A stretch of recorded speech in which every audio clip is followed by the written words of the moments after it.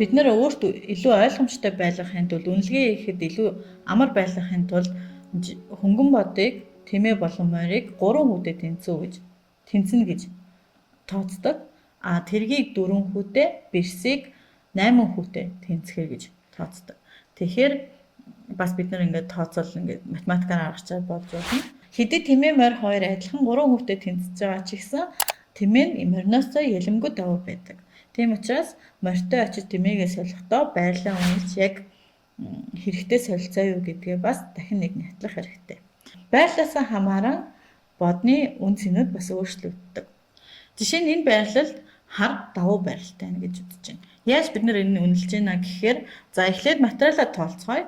Материалаа тоолоход бол 6 хүүтэй 3 бодтой байна. Ноёны байрлал хоёулаа бат бөх аливаа нэг сулрал авахгүй тэрэг бэрс хоёр тоглогчийн тэрэг бэрс адилхан одоо байрлсан байна гэж үзэж байна. Яагаад хар энэ байрлал давуу байгаа вэ? Илүү байралтай байв гэхээр морины байрлал тэмээний байрлалаас хамаагүй илүү байна. Энэ морийг мөнхийн морь гэж нэрлэдэг. Яагаад мөнхийн морь вэ гэх юм бол энэ буудлаас хүү байхгүй. Цагаанд ямар нэгэн хүү байхгүй. Дээрээс нь энэ морийг хамгаалсан хүү байна. Тэгэхээр энэ морь тулгуур буудлын дээр мөнхийн морь болон байрлсан байна. Энэ дээрээ тулгуурлал бид нар төлөвөөгөө боловсруулж цаашаа яа тоглох стратеги гаргаж явна гэсэн үг. Тэмээ ямар үед илүү давуу байдаг вэ гэхээр тэмээ маань задгай байрлалд илүү давуу байдаг. Морь битүү одоо тийм очих буудлууд ихтэй ч юм уу тийм байрлалуудад илүү давуу байх тохиолдолд тэмээ задгай дигналууд задгай үед давуу байдаг. Өөрийнхөө хүний ард биш байх үед ард сайн байдаг. Бас бодны ингээ хоорондын зохицолтой гэж бас байдаг.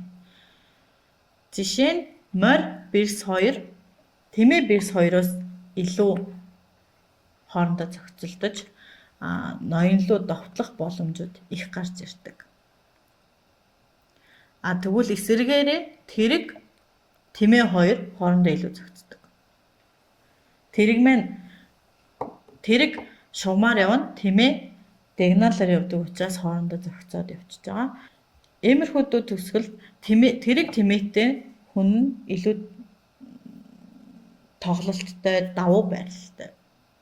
Тэмээ бас төгсгөлд ямар үед мориноос илүү давуу вэ гэх юм бол хоёр талд хоёр жигүүрт хүүтэй үед тэмээ илүү давуу байдаг. Яагаад гэвэл морийг бодох юм бол тэмээ илүү хурдтай. Бэрсэн жигүүрлөө ноёны жигүүрлөө нэг нь үлээ нүүх боломжтой байдаг. Харин морь бол удаан явдаг. Хоёр тэмээтэй үед маш давуу байралтай. Маш хүчтэй болдог. Цагаан болон хар буудлуудаа бүгдийг хянж чадхаар. Жишээ нь хоёр тэмээтэй төгсгөл бай гэж үзэх юм бол өөрт нүүргүй хүү гарахыг эрмэлзэх хэрэгтэй. Нүүргүй хүүтэй тохиолдолд ийм байрлалыг авч үзье л та.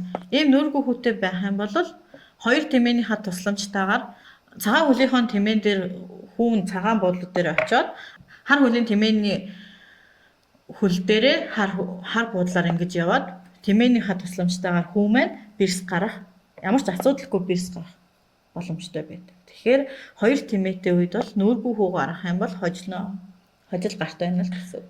Морин дээр анхаарах бас нэг чухал зүйл байдаг. Энэ морь захад очиход тэр морины байрлал маш мууддаг. Гараан дээрш дунд үед төгсгөлт ч гэсэн морь захлуу очих хэрэггүй. Онцгийн шаардлагагүй үед л очих хэрэггүй. Захад байгаа морьд очих боломжтой зөвхөн 4 буудлаа. Ийшээ ингэж очих боломжтой. Төвд байгаа моринд очих боломжтой буудал 8 ширхэг байдаг.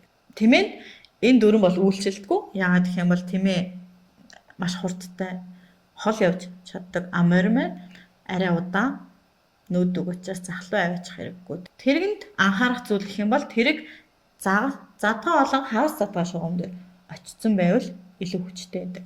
Хавц задгаа шугам гэдэг маань энийг хавц задгаа шугам гэж хэлнэ. Хичнээн хүү байгаа ч гэсэн задгаа шугам байна тий. Задгаа шугам маань ямар ч хүү байхгүй, цаад байхгүй шугамыг задгаа шугам гэж хэлдэг. Өрөг тоолж байхад бэлтгэл ажил маш их чухал. Бүх бодоо хүллүүлээд одоо эсрэг тоологч руу давтлахын өмнө бэлтгэл ажлуудыг хийх нь их чухал байдаг. Бид нэр ингээд довтолж явах үед материал дутах үе гардаг. Одоо хэрэгтэй бодно жишээ нь морин юм уу тэмээ хүллөөгүй байрандаа байж байгаа бол бид нар мад хийх боломжгүй шүү дээ. Эсрэг тоологч нь маш олон бодоор хамгаалж итэл зүгээр л тооны харьцаагаар бид нар ялагдах. Довтлохоо маань бүтлгүүтэх боломжтой учраас бүх бодоо хүллүүлж иж одоо дараа нь цаашсан бидний довтлох нь хэрэгтэй байрлуудад аваачиж довтлохоогоо хийх хэрэгтэй. Шатрын үргийн аль үе дээр явж байгаагаас хамааран бас өөрчлөгддөг. Жишээ нь төгсгөлд ноёны үнц нь илүүтэйгээр гарч ирдэг. Төгсгөлд ноён төвлөрөх ёстой, төвлөө явах ёстой байдаг. Дунд үед бэрс эсвэл олон бодтой үед л ноён төвлөө гарч явах хэрэггүй, маданд орох магадaltaй, мадны сэтгэнд орох магадaltaй. Төгсгөлд бол ноёны үүрэг рол өөрчлөгдөд ноён бусад бодны аялал тоглолтод орж эхэлдэг.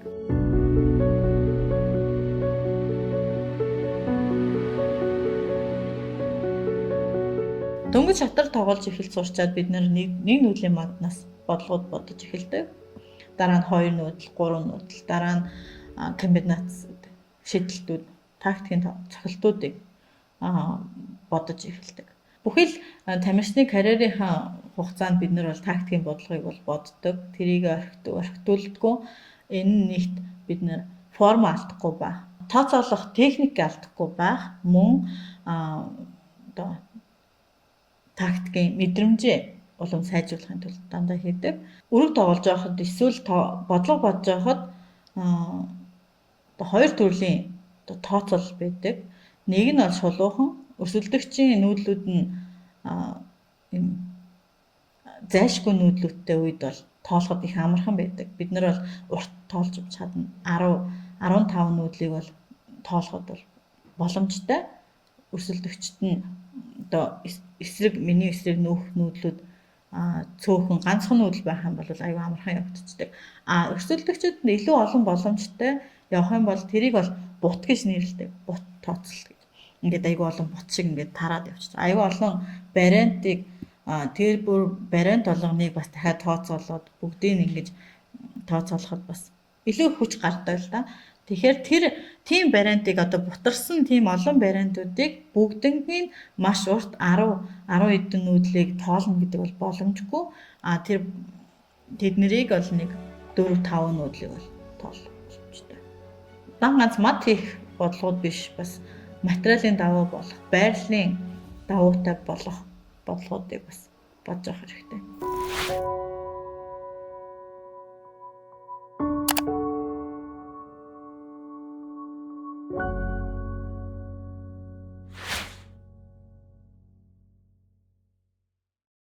Мэдлэг туршлага тань дээр ирлээ.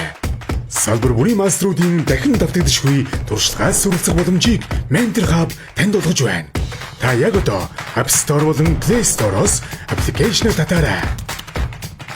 Mentor Hub-д тавтамжтай мөрөл.